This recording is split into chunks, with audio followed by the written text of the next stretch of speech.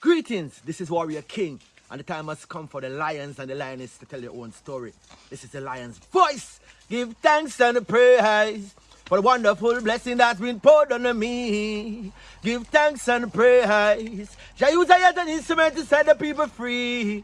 Jah give her the powers to chant. Jah give her the powers to chant. Ras Tafari, the lion's voice. Big up. The fittest of the fittest shall survive. My people, open your eyes. Wake up. Blessed love, this is Queen Omega, representing for all lions and lionesses. With the lion's voice, we come to tell our story. Ras Tafari, live it. Hey, the lion's voice. Ras Tafari. Marriage, like you said, is the backbone. If we look at some of this oldest manuscripts on marriage, like coming out of the Nile Valley, we see Aset, the co-regent and counterpart to Aser, saying, I invented the institution of marriage. Wow. I made it so men should love women and that they should build and organize around that, right? And I can accept that this came out of a mother's heart. Because it provides an organized society where children are safe, right? And so you touched on earlier, marriage not needing to be romantic. Like, I think the name says it. It's a Roman idea that, I have to fall all gushy in love with you. And butterflies. We need butterflies in the stomach or I can't get married. Right. And then we fall right back out of that, 3 or 4 years from that. There are some things that must be established. If we look at their majesties as our primary example, look, these people met 3 or 4 times before they decided on marriage. This was very much orchestrated by their elders. You know what I'm saying? There's a role to play for the whole community and the family, because this is families coming together to build stronger units. And you said it exactly right. Look at the elite. Look at the Clintons. Look at any of those elite families. They don't play with that. They don't have their daughters out here dating everybody, picking up everybody. The year is 1892. And the land of Ethiopia has been experiencing 4 years of terrible famine and drought. They call it the Kikuken, or the evil days.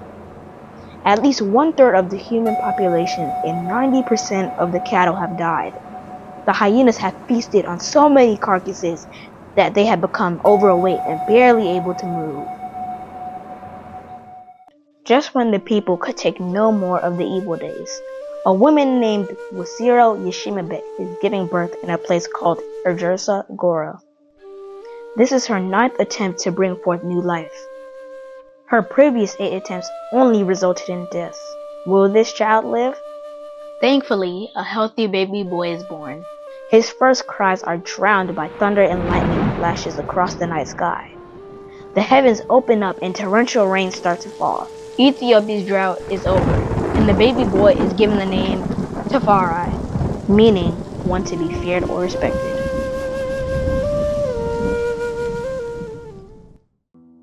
Lich Tafari's father, Ras Menen, is a very important man in 1892 Ethiopia.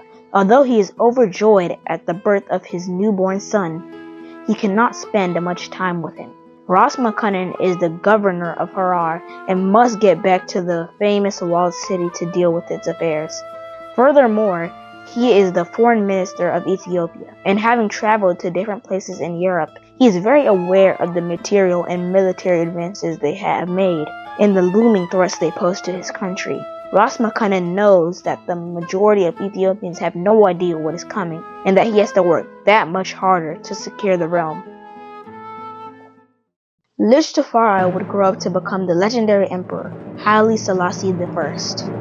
To understand his journey, we must first understand the Ethiopia that he was inheriting and what it was like when he was born in 1892. Get your copy of Kwesi Bansu's book, Haile Selassie I, Ethiopia, Volume 1, The Rise of the Priestly Warrior Kings, and increase your knowledge about the history, politics, and culture of Ethiopia in 1892, and how it connects to the rest of African and world history at the time. Haile Selassie I, Ethiopia, Volume 1 is available for purchase at www.bookmanexpress.pub. Please visit for more information. Yeah, and so the couple would come together, and as His Majesty explains, his second year in Harar, he decides on wedding Empress Menen, and her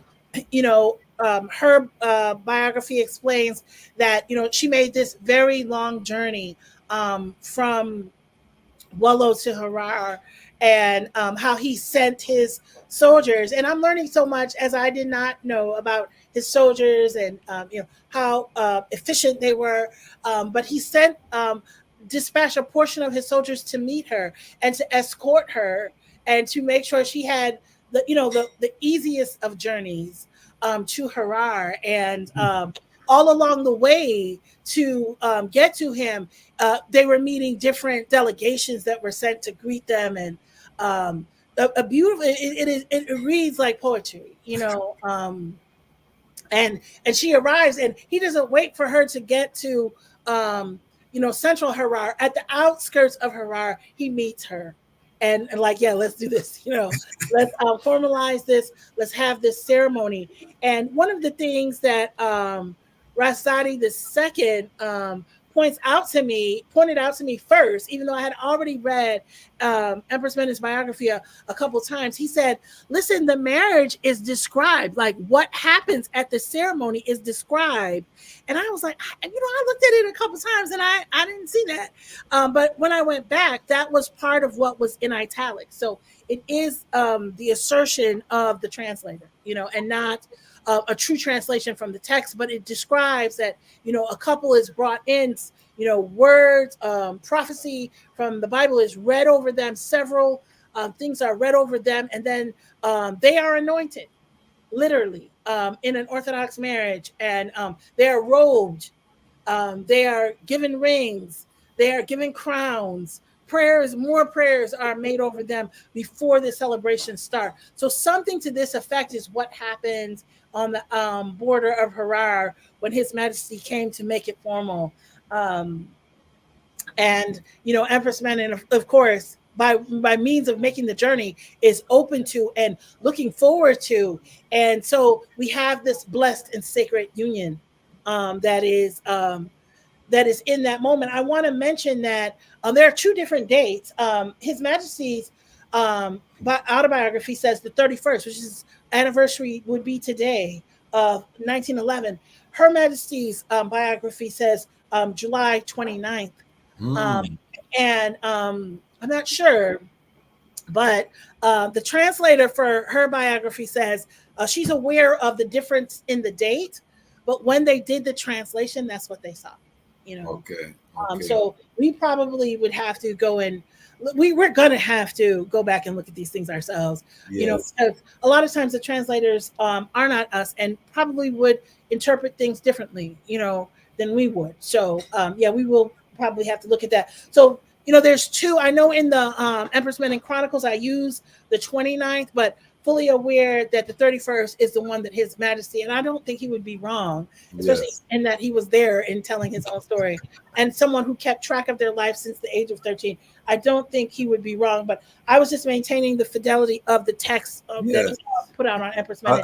As a good academic, you're using your primary source there as a reference. So talk to us about just the importance of the institution of marriage from an African perspective, because what we have seen happen is the baby motherism of the culture. You know what I mean? In the Western culture, it's not uncommon for Rastafari to have 7, 8, 9, 10 baby mother, 3, 4, 5, and this concept of marriage as a formalized union, which we know the wealthy people of the world are all married, you know. Right. Oh, even if they hate each other's guts, right. you know, they may have side chicks to the next year, but they maintain the institution of marriage. And I think it goes across every culture on the planet, that there's some formalized union where families are coming together. Talk to us about the importance of marriage in Ethiopia and in African tradition in general. You know, this is something that I wish I had incorporated into homeschooling and everything that I do with young people, puberty rights, earlier. Because I mean, to beat that drum once a child is 18 or 19, I mean, it's almost like it's a little late, you know. Marriage, like you said, is the backbone. If we look at some of this oldest manuscripts on marriage, like coming out of the Nile Valley, we see Aset, the co-regent and counterpart to Aser, saying, I invented the institution of marriage. Wow. I made it so men should love women and that they should build and organize around that, right? And I can accept that this came out of a mother's heart because it provides an organized society where children are safe, right? And so you touched on earlier, marriage not needing to be romantic. Like, I think the name says it. It's a Roman idea that, you know, I have to fall all gushy in love with you. And butterflies. We need butterflies in the stomach or I can't get married. Right. And then we fall right back out of that, 3 or 4 years from that. You know, there are some things that must be established. If we look at their majesties as our primary example, look, these people met 3 or 4 times before they decided on marriage. This was very much orchestrated by their elders. You know what I'm saying? There's a role to play for the whole community and the family, because this is families coming together to build stronger units. And you said it exactly right. Look at the elite. Look at the Clintons. Look at any of those elite families. They don't play with that. They don't have their daughters out here dating everybody, picking up everybody. Almost before they walk out of school with a college degree, the next 3-4 months, you hear they're getting married to an investment banker from Israel. You know what I'm saying? Another even the black elite, even the black elite, they have Jack and Jill.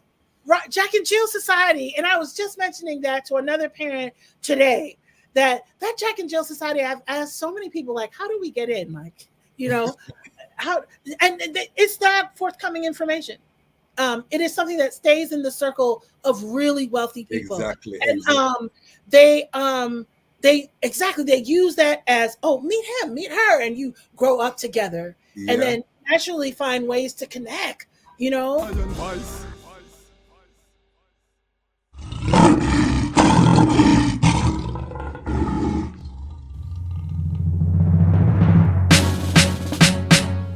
The second beast was given the power to give breath unto the image of the first beast, so that the image could speak, and cause all who refused to worship the image to be killed.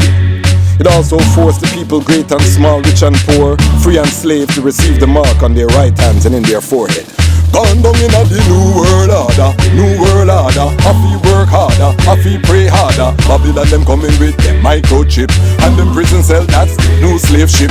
New world order, have to work harder, have to pray harder. Babylon them coming with them microchip, and them video game, that's new matrix. It's a new world order, them start bleaching, diverse doctrine, them start preaching. Angels for the stars they reaching, they're falling, never hear the lion calling. New world order, them fight against the poor. Machine and robot that sweep them floor. Machine and robot that run them stores. So them create disease ones without any cure. The new world order, have to work harder, have to pray harder. Babylon them coming with them microchip, and them prison cell, that's new slave ship. New world order, have to work harder, have to pray harder. Babylon them coming with them microchip, and them video game, that's new matrix. It's a new world order, them on cell phone. Families don't even talk in their home. Village farmers get murdered by drones. Village mistress get murdered by stones. New world, so you better call Tyrone. Tell him prepare, use the whole earth a war zone. New world, Satan lost for the throne, so we must exit us and leave him alone.